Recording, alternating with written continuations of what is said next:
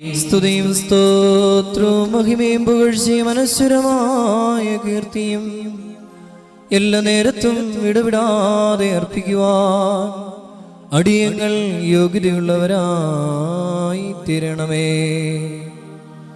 സ്വർഗസേനകളാൽ അദൃശ്യമായി സ്തുതിക്കപ്പെടുകയും പുകഴ്ത്തപ്പെടുകയും ചെയ്യുന്നവനും ലക്ഷണ്യ വ്യാപാര പ്രകാരം പ്രകൃതിഭേദം കൂടാതെ യഥാർത്ഥത്തിൽ ഞങ്ങളോടുകൂടി സംസർഗം ചെയ്തവനും ഗോകുൽത്തായുടെ മുകളിൽ ബലിയർപ്പിക്കപ്പെട്ട നീതീകരണമുണ്ടാക്കുന്നതും പരിശുദ്ധവുമായ രക്തം വിലാവിൽ നിന്ന് ഒഴുക്കിത്തന്ന ലോകത്തിന് പാപപരിഹാരം നേടിയ അദൃശ്യനും അജ്ഞേനുമായ കർത്താവിന് സ്തുതി.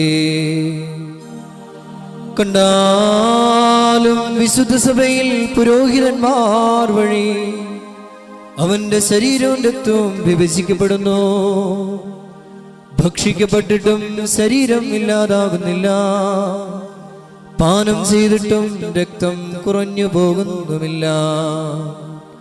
സ്വർഗീയർ അവനെ സ്തുതിക്കുകയും ഭൗമികർ അവനിൽ ആഹ്ലാദിക്കുകയും ചെയ്യുന്നു.